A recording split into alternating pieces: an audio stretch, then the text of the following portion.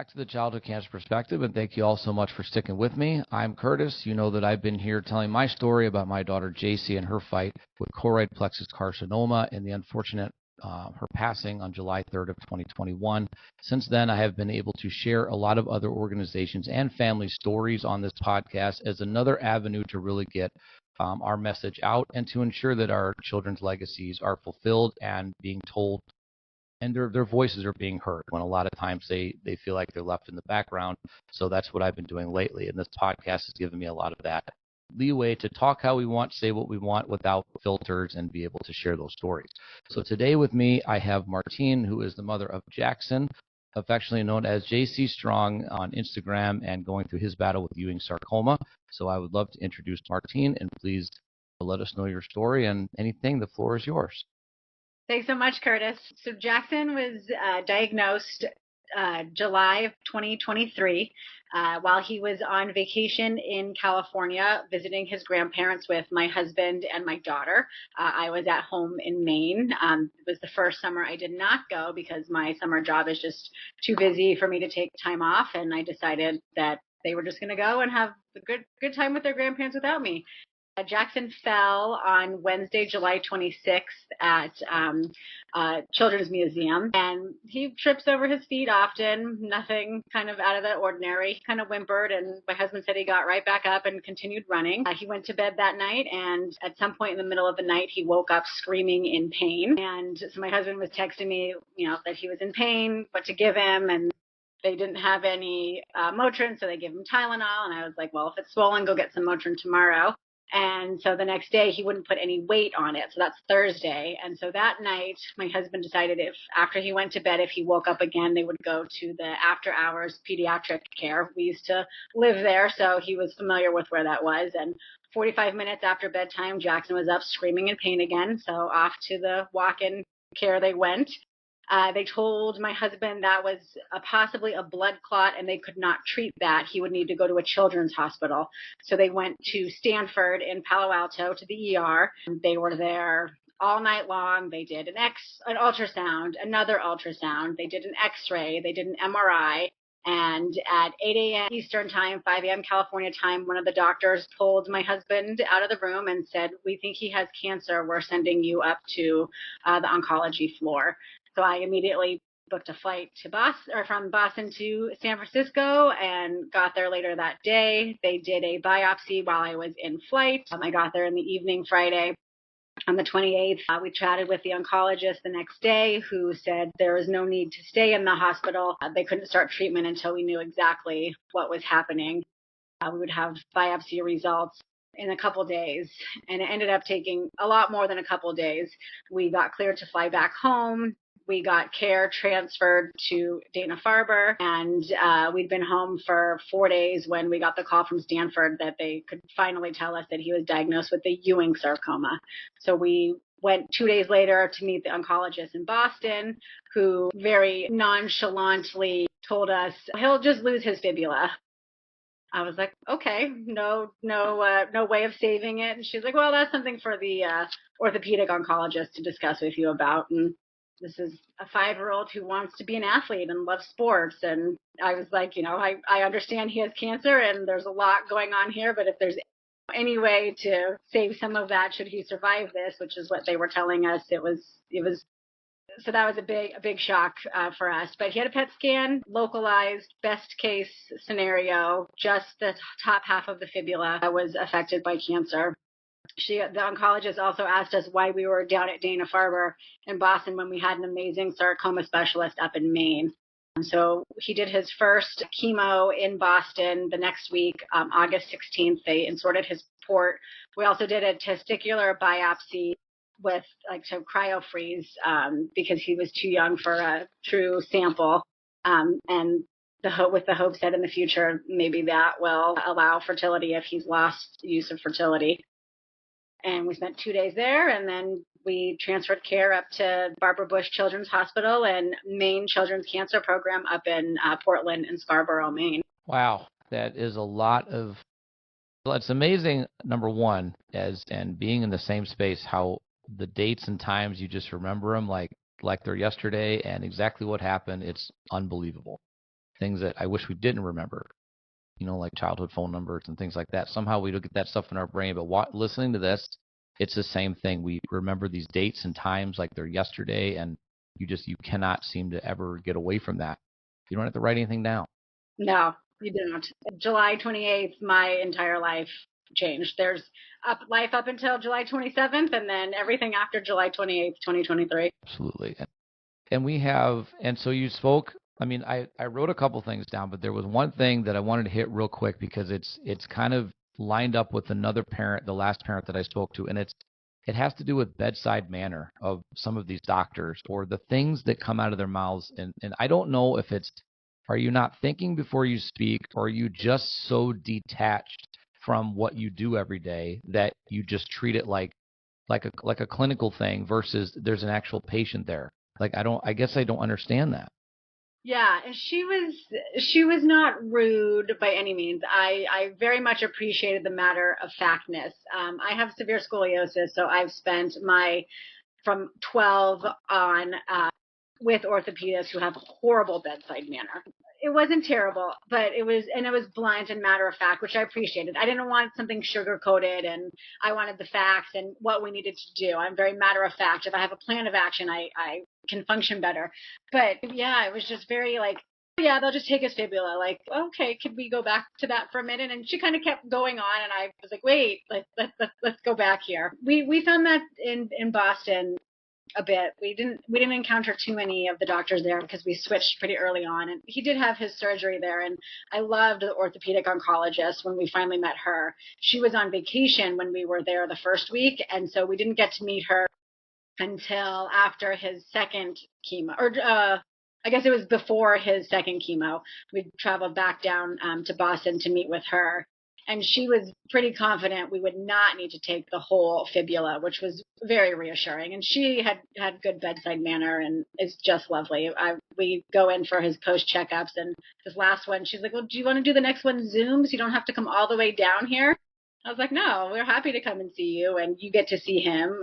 I think for her, she was excited to see how well he's looking now post chemo. He's been off for 5 months, so we saw her 2 months ago. I think, there's not a lot of success stories when you're dealing with this, and right now he's a success story, which is huge. Yeah, no, that's 100% right. I think that when you have doctors, and we've noticed it too. I've noticed the difference when it comes to the age of the doctor. The old school doctors are the ones that, not old in the sense that they're 80, but I mean they've been around for a long time versus the younger generation of doctors. It seems like just for example, when our daughter had her first surgery, the nurse braided her hair so beautifully, and they only shaved a little patch on her head to do the surgery. And when the older doctor came in that was not on call that day, but he came in towards the end to release us, he said, wow, they did I would have just shaved the whole thing, because that's just, you know what I mean? It's like, yeah, wow. You know what I mean? Because at that point, obviously saving the hair is not the big deal, but the younger, staff that was in there, they took it like, this is still a child. This is their image, their dignity. We're going to try to preserve it the best we can. Yeah. And not that there's anything wrong with the other side of it. It's just that's how they see it. Like, let's just shave it, get it out of the way, let's get this done.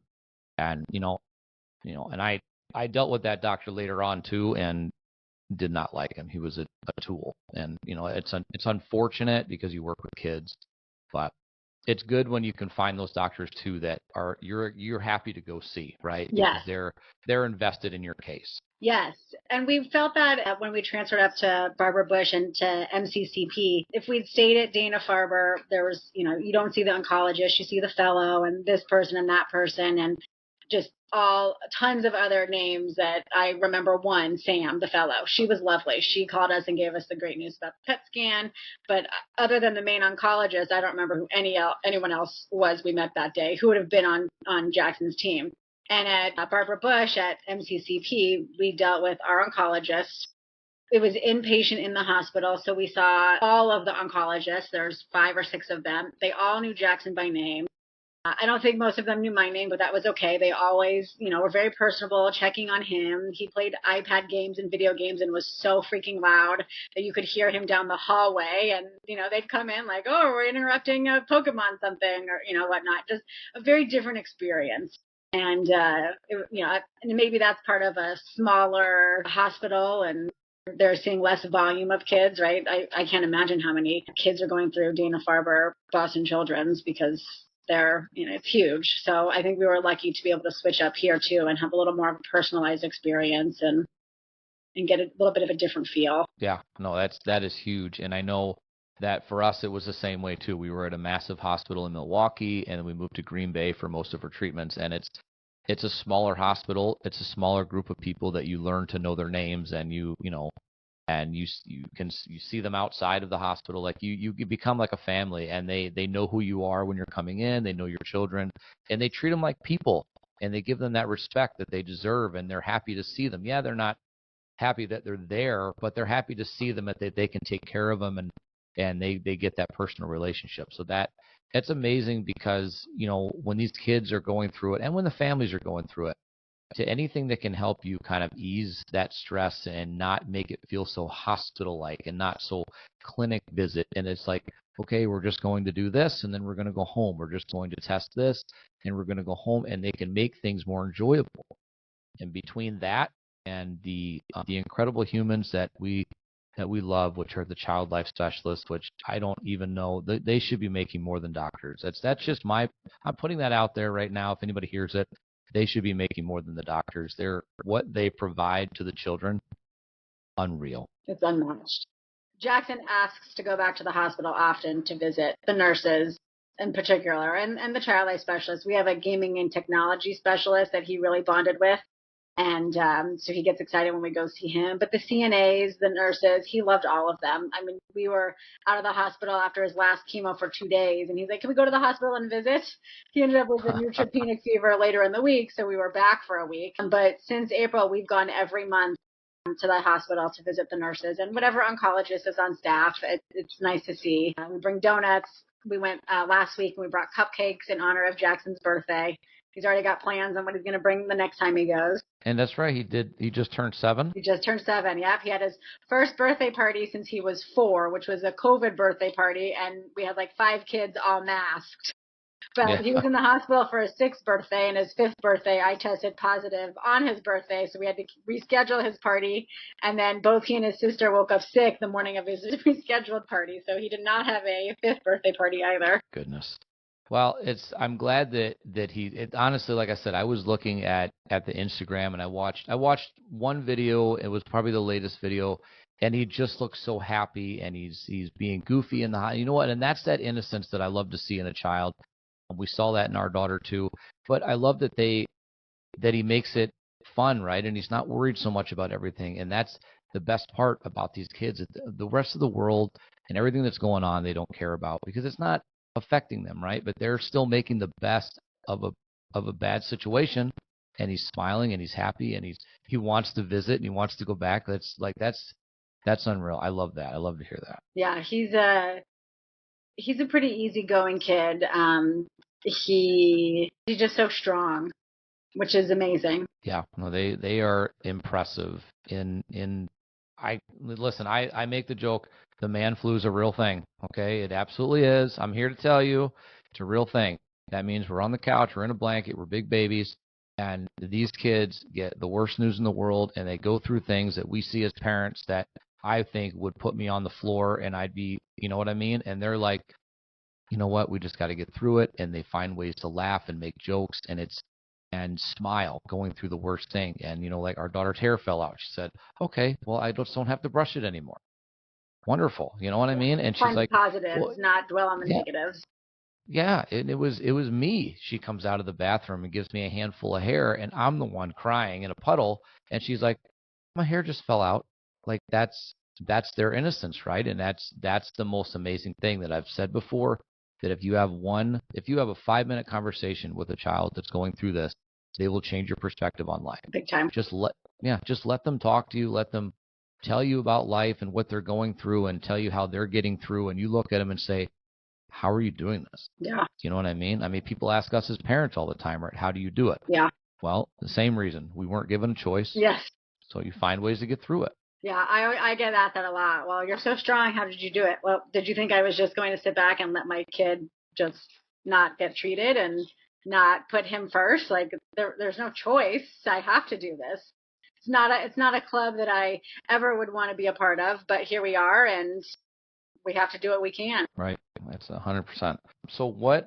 So I want to ask again. I want to ask. I know you mentioned it, but what were either some or all of, maybe all of the? I know you mentioned that he was tripping or he fell like that. So did he have any other real symptoms beforehand that would have made this come up? In hindsight, yes.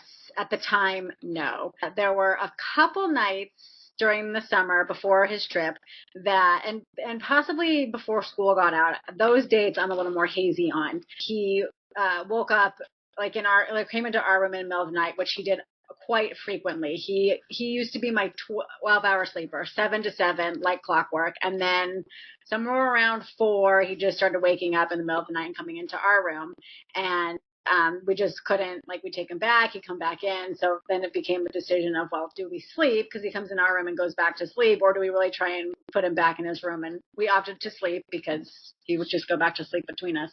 But a few nights, distinct pain in the exact spot where we then knew where the tumor was. And he was 5. We're tall. He's grown a lot. We just figured growing pains. I would give him Tylenol. I would rub it. Sometimes the rubbing would help. Sometimes it wouldn't. I don't know if I mentioned, but I own a Pilates studio. I use a lot of heat products at my studio. I have those at home because I use them on myself. So I would heat what we have is called a smart spine, and I would wrap it around his leg, and the warmth then would help calm him a little bit, and he would fall back asleep. So a couple times we had that. I mean, no unexplained fevers at that point. No, nothing else. And honestly, I have no clue how long it would have taken for us to find this cancer if he hadn't have fallen when he did. Because even looking at his legs, he's a bony kid. Hindsight, I could go back and see the beginning of June, end of May, I can see kind of where the tumor was protruding out on that left side. I take a ton of pictures of my kids, and I was like, oh, there it is. But I didn't think anything of it looking at him going through it. Right. And that's the same. I think it's the same thing that we deal with when it comes to your physicians or your pediatricians and things like that, or ERs, wherever you end up taking your child trying to figure it out. They're not looking for the big things, right? They're not looking for cancer or something like that. They're looking for what can be the easiest explained. And although I think at some point during this battle, whatever, I think we get angry that maybe they didn't look hard enough. But at the same time, we're looking back saying it doesn't make any sense. But then you go back and you find that you can look up that type of cancer, look at the symptoms, and then they all line up with everything you were looking at before. Yeah. But, there's no reason to believe. Our daughter was diagnosed with constipation for months, and when it ended up being a brain tumor. And when you go back and look at the symptoms of what it was doing, it all lined up. There's she would feel shitty in the morning, feel okay at night. And then she'd feel, or she would have one pain on one side of her arm, not on the other side. And one day, much like the falling down, to be able to find out, with her eye turned in, just instantly turned in when you would look at her. That opted us to get to, my sister works for an eye doctor, so thankfully they were able to get us in an emergency to be able to see the swelling of the optic nerve to get us to the hospital. It's almost like those small little blessings give us that opportunity to fight for our kids and find out what's really wrong. But then again, go back and look at pictures, go back and think like, okay, months ago, we should have figured this out, or we could have figured it out. How are we going to know? Yeah. I mean, there's no way. And everybody always wants an exact moment. You were like, oh, yes, my kid has cancer. Well, let me tell you, it was when my husband called me in tears because the ER doctor told him our child has cancer. It was not anything on our radar. And prior to that, he had been told it was a calf strain from when he fell, which made sense. Like, he has orthotics anyways. He needed SMO braces to walk as a baby. He has low muscle tone in his legs. He's not super klutzy, but he runs, and he was in Crocs, which are the worst things to be running around in anyway. For a while, Jackson thought that the Crocs gave him cancer because I was mad he was wearing Crocs. I was like, well, no, the Crocs did not give you cancer, and I was upset you had Crocs on when I heard you fallen, but it was a big blessing in disguise because it let us catch this in what appeared to be an early stage. Right. Yeah, it's unreal. And we do the same thing even now. You go back and look at pictures or go back and think about that stuff and think, maybe had we done this, or we would have caught it. But even still, even if you would have caught it earlier, is anybody still going to think this is what it is, Yeah. right? It's, I need you to test for this or something like that. It's just one of those things where that's a lot of expense for the doctor, for the insurance company, for the parents, for the families. And are they going to put you through it if they don't think it's necessary, even though it may be later on? But yeah. Let's see. So, and you also mentioned that they had done, the loss of fertility. Yeah. And that's something that is a major side effect of these chemotherapies that our children are given. And that was something that was explained for our daughter as well. And we opted to not save her eggs. I know that they could have extracted them. That was because at the point in her treatment, we didn't think that it was going to be safe for her or comfortable for her. And again, her answer to it was, oh, I'll just adopt. Yeah. So here, you know what I mean? This is a 7-year-old saying, I'll just adopt kids. Okay. And we went that way. And so that's one of the big side effects that happens. One of the major ones is that loss of fertility. But some of these side effects are loss of vision, hearing, obviously the loss of your hair, ability to walk. A lot of different things happen. And that loss of fertility, I mean, that's a major one. It is. Yeah, and it was, in the beginning, when we sat down with the team in Boston, they had, said like, well, let's go over questions you have. And I had a few because I had not done any Googling on Ewing's. I have a friend that's a oncology fertility nurse, and she was like, only look at, I think it was like Cancer America or American Cancer Society and like one other website to look up information. So I had not Googled anything. I didn't really know much other than that it was bone cancer. So that was one of my first questions was fertility. Like, I know chemo can cause infertility. And they're like, oh yeah, on your schedule today, you're meeting with somebody from whatever company it was, and they do the testicular biopsies. They'll do it when they put the port in. There's no extra surgery. He's already under. The urologist waives her fees, so the removal is free, and then it's this much a year to store it, and in the hopes that in however many years when he's ready to have kids, if he's lost his fertility, which was an 80% chance with the chemo he received, that they would be able to somehow get it back to work. I guess they're having success rate in primates being able to use the testicular biopsy to fertilize an egg. So we'll see. Technology's a long way. He's 7. Although he did tell me he's going to have kids at 18. I was like, oh, I hope a little later, but I guess we never know. Right. Not today.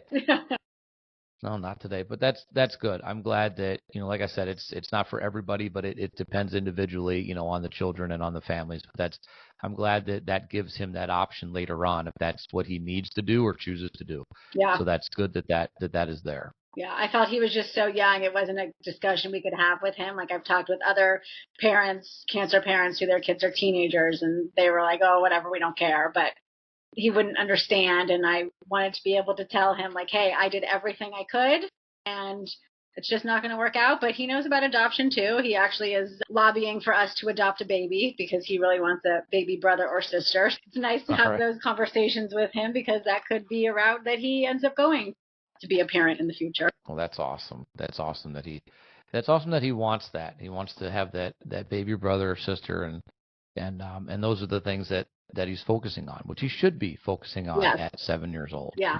Yeah, in the hospital many nights crying, why can't I have a baby? Why can't I have a baby? Well, it's just not in the cards for us, Jackson. Sorry. But still, still asking about it. He told me the other day, look, a baby can go right here in my room. Are you going to change the baby's diaper?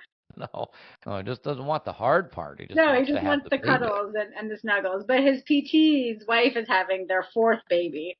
So I told him he should just ask the PT to bring the baby sometimes to his sessions, and he can get his baby snuggles there. You know what? That's a fantastic idea. I love it. He didn't like it. I love it. That's okay.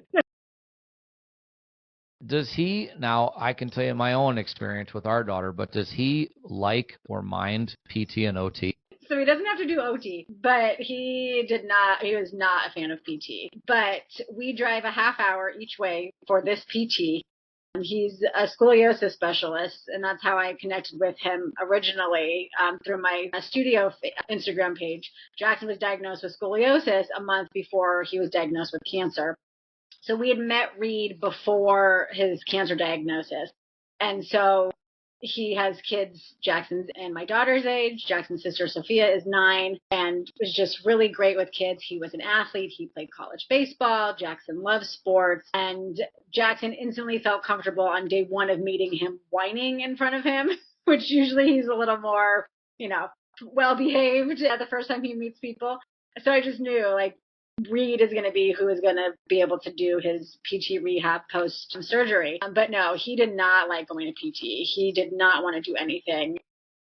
Reed would make it fun and make it sporty, and Jackson would only want to, shoot hoops or hit the baseball. And it hurt. It was painful. He didn't want to get up and walk. It was a real struggle. He goes 3 times a week. We still go 3 times a week. He's 10 months post-resection surgery, ditched the blood-so brace in April, but he got to play baseball after he was done with chemo. He did the full season of Little League coach pitch, which was great. But yeah, no, PT is not his favorite. Even now, he was there Tuesday, and first day of school, we went right after school, and he starts in shooting hoops and refuses to do the work. So we have a very patient, incredible PT who I'm grateful for, because he still manages to get him to do stuff despite him not wanting to. Yep. I think this is just a common thing amongst them. Our daughter hated PT with a passion. Like, don't come in my room and mess with me. I don't want to throw the ball. I don't want to get up and go into the room and do all this. She hated it. Oh, yeah. At the hospital, there was no getting him to do any of that. He would tell him it was a waste of time, which in his defense, we went 3 times a week outside of the hospital, and he did a lot more in those sessions. Like, there were some times in the hospital they would just take him to walk, and that was it. And I'm like, okay, but he's up and feeling good today. Like, shouldn't we be doing more? So that was a constant battle. And he was not a fan of those PTs either. They would walk in his room and he would start screaming. And after surgery, I was just looking back at some videos to make a reel for his journey for childhood cancer awareness, and he's yelling at the PT when she walked in. I was like, oh, she was here yesterday. I'm not doing it. I'm not getting it. Yeah. Yep. It sounds exactly. Yeah. Yep. JC hated it, did not want it. And they would come in and she would just get angry. Most of the time she did it in tears, and we had to say, listen, what do you want to do the most right now? You want to go home. Well, until they clear you, you can't leave. So you just have to bite the bullet and get it done. And it's some of it was just real easy stuff. It was for coordination with, after everything with the brain, it was throwing bean bags, and so easy stuff. It's like, just do it. It'll be okay. Some of it was going into their therapy room and walking up steps, and then it was also playing games. It's like, it's not terrible stuff. I realize that you've already been messed with enough, and so I get it. But yeah, it's just one of those things where I wish it wasn't that bad, but I get it too. I feel it. Yeah. It's just one more thing they have to do, right? No matter how fun it is, you're being told you have to do this, and it's just another, right? Everything you have to do. You have to get the, access. You have to have the blood draw. If they can't access your port, you have to get an IV in your arm, which Jackson had to have several times because of possible port infections. And I think PT is, they probably figured out, is one of the least, in their opinions, important things. And it's, maybe there's some wiggle room in getting out of this, where there's zero wiggle room of getting out of the other things. Right. Absolutely. I want it now. Obviously, we know as parents and going through this, and then the research that I'm sure you've done as well, and that I've done, is that linking childhood cancer to anything is damn near impossible. It's really just the crappy luck of the draw. It just happens.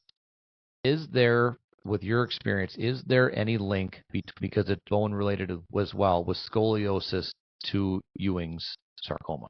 I'm not sure. A rabbit hole I have not gone down. I've met some other Ewing families that have been diagnosed after Jackson. Our oncologist connected us, and those kids don't have scoliosis. But yeah, it definitely makes you wonder, because it is a bone thing. And the interesting part is zebrafish. Doctors look at zebrafish for scoliosis research purposes because they have spines. And I also found out that zebrafish have been used in immunotherapy trials for Ewing's treatments, which is pretty interesting too. So maybe there's some answer in some zebrafish that somebody one day will find a correlation. There are answers out there. It's a matter of finding those specific people that don't want to search the most known thing, right? Yeah. They want to look for that. They want to look for that zebra in the flock, in the sea of horses, right? That's what they want. I know that I spoke to one researcher that they're finding ways to use listeria, that bacteria, to fight cancer, because it's really interesting, because when they break it down for someone that doesn't understand all that scientific stuff, and they break it down with the way it works, it's like chemo is meant to destroy everything, and it doesn't know what not to destroy. But using specific bacterias or specific cells that are meant to only focus on certain things, and then you can almost reprogram it, like, it's unreal. Like, that That's type of amazing. stuff is what I want to see more of. Yes, So, I was just speaking with somebody about proton radiation, and she had asked if Jackson had any proton radiation, and he didn't need any radiation, but she was telling me that there's some new something coming out similar to it that they're in trial phases of, that specifically targets only what they want radiated, because I guess the regular radiation might just blast everything, which I don't know too much about radiation because it was not in his treatment plan. But this really focalizes on the specific spot that they want to get without hitting everything else around it. Which is pretty incredible and could be huge for these kids that have to have radiation on one area instead of blasting it through their whole body. Even though, right, I know it's targeted, but the effects go everywhere. So this is able to, it sounds like it's able to control it into where they want it to go specifically. yeah, there's definitely big advances in that. I know when we were in DC last year, there was a speaker talking about, I think it's called flash radiation. Yeah, And it's, yes, that's what it is. Flash yeah, radiation. yep, Yeah, yeah, flash radiation. And there's only like 2 or 3 of these machines in the country, because they're yeah, super expensive. yes, But they are, like, if that is something that we can make work, and find a way to have that in yeah, budgets, that's incredible. yes, That is yeah. incredible. Yeah, exactly. At this hospital, they have one, and that's what they're doing, right, trials on adults right now, not kids yet. But it sounds like it's having great success rate. Yeah, so I was chatting with her because I'm going to be starting my own nonprofit to help fund Ewing's relapse research, because in the event of a relapse, which with Ewing's is a high risk of relapse, there is no protocol. It's a guessing game. And there are some trials going on right now that I've heard of, I'm very passionate. I cannot just sit by, and in the event he does relapse, I can't sit here and think, oh, I didn't do anything to try and help further treatment. So I've been starting to make connections at some hospitals and finding out who's doing Ewing's relapse and who's interested in doing Ewing's relapse research. This was a call with a major gift donor, and she was telling me about some of that flash stuff, which sounds absolutely amazing. Yeah, 100% it does. And, do you go to CureFest at all in DC? So I would like to. My husband and I, our 10th wedding anniversary was last September, and we had our first trip away from the kids planned, which we postponed or would cancel as soon as Jackson was diagnosed. So we are actually taking it this year. We leave next Saturday, and we won't be back in time for CureFest. We come back the weekend, like the day it ends. But it is on my plan next year to go.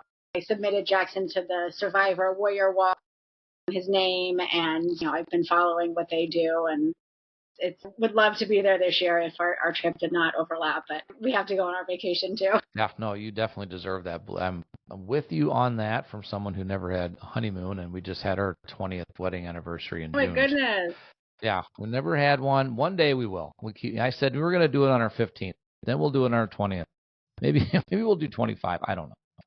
It just gives us something to look forward to. But Yes. so yeah, our CureFest is incredible. This will be our 4th year going, and that's the best place ever. Not only to meet a bunch of families that understand what you're going through, Yeah. and can truly say understand, versus the supporters, which are great, but if they don't really. But connections are huge. We've made some connections with huge other organizations out there that we've been able to work with, as well as we were able to make a connection with a company called Onco Heroes, which all they do is rescue drugs. So they call them rescued orphan drugs that the pharmaceutical companies will put on the shelf because the FDA says there's an instance, or it's being proven that these are showing that you could try them in pediatric cancers, or showing that you could do that. Pharmaceutical companies don't want to test them because it costs too much money. They shelve it because the FDA won't approve it. OncoHeroes buys the rights to these drugs, furthers the testing, and they're able to then push through these other options for children fighting cancers. I know that we just had our event in August, and we were able to donate $25,000 to this organization. Amazing. With that donation, they are getting a drug called Vallier, and that is going into clinical trial by the end of the year. And that will treat 5 different types of pediatric cancers, one of those being Ewing sarcoma.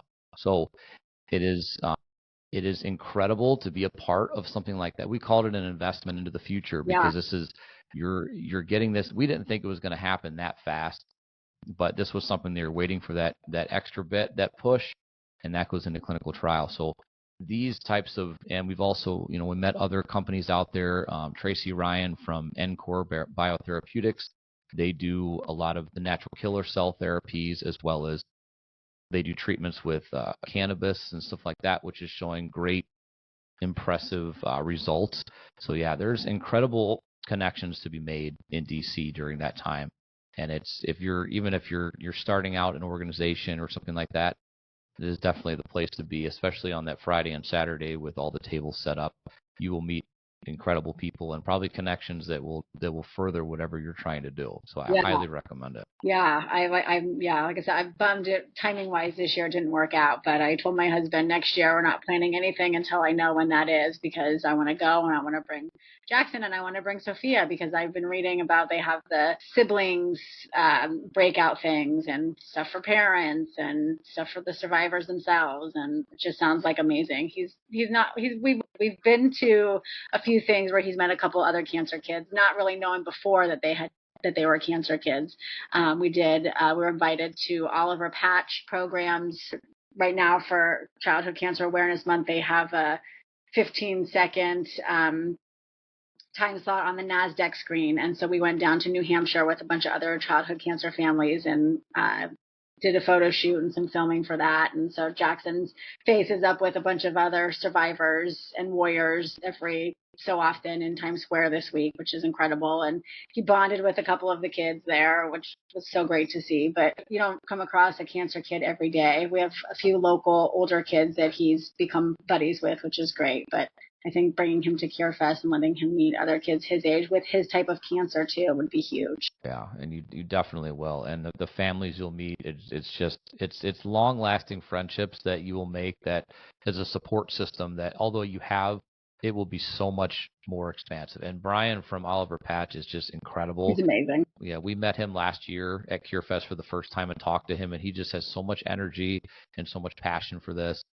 And now, since we met him, because we send care packages, and he said, I'll just send you a bunch of patches that you can put in your packages, which is great. So he's probably sent 200 or 300 patches to us, and I keep saying, hey, we need more, and they're on the ball. And they send it out, which is great, because I love working with other organizations that have that much passion and just want to help. So it's incredible. But yeah, it is definitely a great place, and I would highly recommend it. And you will come away definitely in a happier, not a happy place, but definitely feeling more complete with this community, that you have that support system. Yes. So what stage, I know you mentioned just kind of scans and things like that. What stage is he at in treatment right now? Yeah, he's finished. His last cycle of chemotherapy ended on Easter Sunday, March 31st this year, and that was his 14th and final one. He spent every holiday and birthday in the hospital, just the way it worked out. He spent every family member's birthday in the hospital from diagnosis time until he was done. So he rang the bell on August 22nd, signifying the end of his treatment, and he had clear scans after chemo. And then end of July, we went and he had scans and blood tests and CT, X-ray, and everything looked good. So first 3-month scans were clear, and we'll go back end of October for his 6-month scans, and we'll continue every 3 months. I believe he said for 2 years, and then we'll switch to 6 months, and then eventually a year. And I'm not sure how long that continues on, but I was like, all right, just keep checking every 3. So we live in 3-month segments. We hope, we get the good news and just hope it continues. We had a scare in July. I guess it was the end of June. He was having some pain in his right shin, which is the opposite leg of where his tumor was. And he'd expressed a few times that he was worried his cancer was back in the right leg. This is not something we've discussed in front of him, the chance of relapse or coming back. He just somehow instinctually, felt it, knew whatever, that was a possibility. And so first I put him in therapy right away because we have a therapist that his sister sees who had offered services to all of us when we needed it. And so she got him in right away to start talking about that. And we went to the pediatrician for an x-ray. And the nurse practitioner, she's like, it seems more muscular, but let's do an x-ray, just to check the boxes. And it comes back. I see the report. Cannot differentiate stress fracture versus Ewing's relapse. Further testing recommended. And I'm like, oh my gosh. So the pediatrician calls and I'm in tears, and she was like, I guess you've already seen the news. I was like, yes, I read it as soon as I got the email. She's like, I put in the referral already for the MRI. They should be calling you to schedule it. I was like, all right. She's like, just call me if you need anything.